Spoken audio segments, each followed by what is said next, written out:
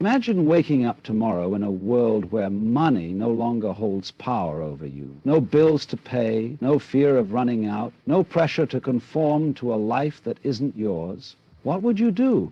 Would you still sit in an office from 9 to 5 chasing numbers on a screen? Would you still trade your time for a paycheck that vanishes as quickly as it comes? For most of us, money dictates every decision we make. We choose careers not because they bring us joy, but because they offer a stable income. We suppress our dreams, convincing ourselves that passion is a luxury we cannot afford. And so we grind, day in and day out, always planning for a future where, if we're lucky, we might finally be free. But what if that future never comes? The reality is, we've been conditioned to believe that money equals security. Yet no amount of wealth can buy back wasted years. No salary can compensate for a life unlived. And if we spend our best days chasing something we don't even truly want, then haven't we already lost?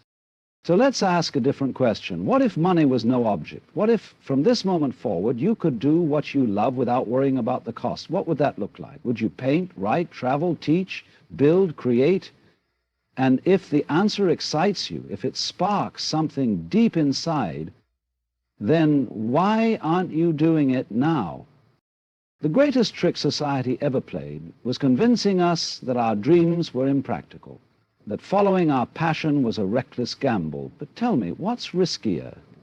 Daring to live fully, or reaching the end of your life realizing you never truly lived at all?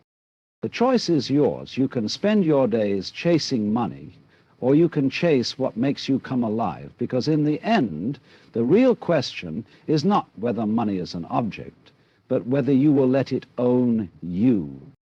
We spend our lives chasing money, believing it grants security, yet we often sacrifice the very freedom we seek. From the moment we are old enough to understand the world, we are told to be practical, to seek stability, to ensure we have enough. Enough for what?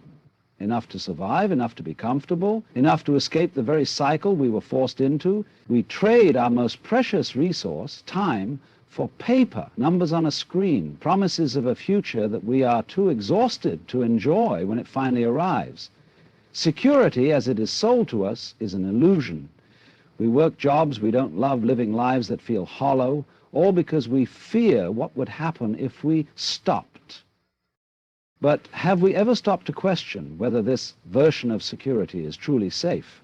If money were to vanish tomorrow, what would be left of us? If the thing we have built our entire sense of stability upon were to crumble, would we have anything real to stand on? The pursuit of financial security often leads us to a place of internal insecurity. We wake up in the morning, not with excitement, but with obligation. We count down the days, the weeks, the years, waiting for a time when we will be free, yet with every passing moment, that time seems to slip further away. We tell ourselves that once we have a little more, then we can finally live.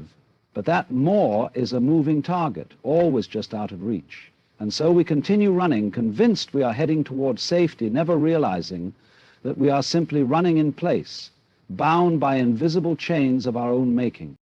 Society conditions us to prioritize financial gain over doing what we truly love. From childhood we are asked, what do you want to be when you grow up? But beneath that question lies an unspoken rule. Whatever you choose must be practical, profitable, and respectable. The dreamers, the artists, the free spirits, they are gently but firmly steered towards something more realistic. We are taught that passion is a luxury, that creativity is a hobby, that fulfillment should take a back seat to financial stability. And so we compromise. We trade the things that set our souls on fire for things that pay the bills. We choose careers based on salaries, not excitement. And we tell ourselves that once we've earned enough, we'll finally have the freedom to do what we love. But how often does that day actually come? The truth is, the longer we walk a path that isn't ours, the harder it becomes to leave. We get used to the paycheck, the routine, the predictability. We convince ourselves that this is just how life works, that passion and practicality cannot coexist. And yet, deep down, there is a quiet voice that never stops asking, is this all there is? We silence it with distractions, with promotions, with material comforts that momentarily fill the void. But no amount of money can erase the feeling that something essential is missing. What if we were taught from the beginning that the best way to build a life is to follow what excites us?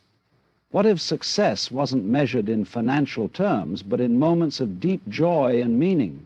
The world has enough people doing what they think they should. What it needs are people who are alive with purpose. Even when we acquire wealth, the hunger for more keeps us trapped in a cycle of dissatisfaction. We believe that once we reach a certain financial milestone, we'll finally be happy, finally be at peace. Yet, when we get there, the feeling is fleeting. The number in the bank account grows, but so does our appetite. What was once enough becomes the bare minimum. We move the goalpost again and again, convinced that just a little more will bring the fulfillment we crave. But money, by its very nature, does not satisfy. It only amplifies our desires. The pursuit of wealth is often disguised as a pursuit of freedom. We tell ourselves that financial success will allow us to finally live life on our own terms. But the irony is that the chase itself becomes our prison. We sacrifice our time, our energy, and sometimes even our integrity to accumulate more, yet the finish line keeps moving. We see this everywhere. People with everything they once dreamed of, still restless, still reaching for something beyond their grasp. The luxury car loses its thrill, the bigger house begins to feel normal, and the title on the business card no longer carries the same weight. So we chase again. We upgrade, we expand, we acquire, always seeking, never arriving. True satisfaction doesn't come from numbers or possessions. It comes from a sense of purpose, from meaningful experiences, from a life that feels whole. But when we are consumed by the endless pursuit of more, we rarely pause long enough to ask, why am I running? And what exactly am I chasing? If we don't stop to answer these questions, we risk spending our entire lives climbing a ladder that leads nowhere. What if success was measured by joy, fulfillment, and meaningful experiences rather than digits in a bank account? From the moment we step into the world of adulthood, we are handed a blueprint for success. Get a degree, land a well-paying job, climb the corporate ladder, buy a house, retire comfortably. But nowhere in this formula do we ask, are you happy? Instead, we define success by external markers, titles, possessions, income brackets, assuming that accumulating them will eventually bring a sense of completion. And yet, how many people reach the pinnacle of material success only to feel empty inside? How many spend decades chasing wealth only to look back and wonder where their life went? We have been conditioned to believe that joy is a reward that comes after success, something we must earn through struggle and sacrifice. But in doing so, we push happiness further and further into the future, always just beyond our grasp. What if we reversed the equation? What if, instead of asking, what job will pay the most, we asked, what kind of life will make me feel most alive? What if success wasn't about the size of our bank accounts, but about the depth of our experiences, the richness of our relationships, and the sense of purpose we bring to each day? The problem isn't that people want financial security, it's that they mistake financial security for the ultimate goal. But when we make joy, meaning, and passion the foundation of our lives, we discover something powerful. Real success isn't something we chase, it's something we live in every moment right now. If money were no object, how would you truly live? What would you wake up excited to do every day? Most people never ask themselves this question seriously. Instead, they wake up to alarms they don't want to hear, go to jobs they don't enjoy, and live routines that feel more like obligations than choices. They tell themselves this is just how life works, that passion and practicality rarely align, and that dreams must be sacrificed in the name of responsibility. But what if that wasn't true? What if the only reason we live this way is because we've been conditioned to? From childhood, we are taught that life is a series of steps. Go to school, get a degree, find a stable job, work until retirement, and then, if we're lucky, we can finally start enjoying life. But by the time most people reach that point, they're too tired to chase the dreams they abandon. They have spent decades waiting for a future that always seemed just around the corner. only to realize that time was never on their side? What if, instead of shaping our lives around financial concerns, we shaped them around what makes us come alive? Imagine waking up every morning with a sense of purpose, not because of a paycheck, but because you are doing something that excites you, that challenges you, that fills your days with meaning. Imagine no longer living for the weekends, no longer counting down to an escape. The truth is, money is not the real limitation. Fear is. The fear of stepping off the well-trodden path, the fear of uncertainty, the fear of failing. But if you strip money out of the equation, if you truly allow yourself to think freely, the real question becomes clear. What are you waiting for? The moment you stop making decisions based on money alone, you take control of your own life. For most people, money is the invisible hand guiding every choice. What job to take, where to live, how to spend their time. It dictates whether they pursue their passions or silence them, whether they take risks or play it safe. But when money is the driving force, life becomes a negotiation between what you truly want and what feels financially responsible. You compromise, settle, and convince yourself that one day, when you have enough, then you'll start living. But when is enough ever enough? The real trap isn't the lack of money, it's the belief that you are powerless without it. But the moment you stop letting money be the deciding factor in every decision, something incredible happens. You begin to make choices that align with who you really are.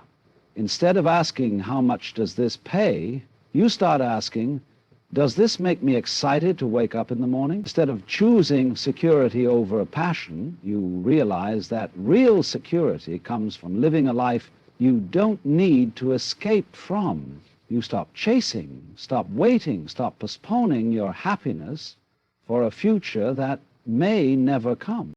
Money will always play a role in life, but it should never be the thing that owns you. When you shift your focus from earning a living to actually living, you realize that freedom was never about the size of your bank account. It was about the courage to create a life that feels meaningful, regardless of the numbers. And once you start making choices from that place, you will wonder why you ever let money control you in the first place. So what if money was no object? What if you stripped away the fear, the pressure, the endless chase, and simply asked yourself, what do I truly want from life? The truth is, we have been conditioned to believe that money is the ultimate goal. But it was never about money. It was about freedom. It was about security. It was about the ability to live on our own terms. But here's the secret. That freedom doesn't come from a paycheck. It comes from the choices you make every single day. You don't have to wait until you're rich to start doing what you love. You don't have to put off happiness for a future that may never arrive.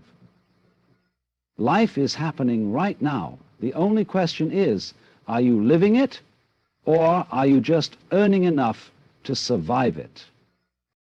If money were no object, what would you do? And if that answer excites you, inspires you, makes you feel alive, then why aren't you doing it now? Because at the end of it all, the real tragedy is not running out of money, it's running out of time.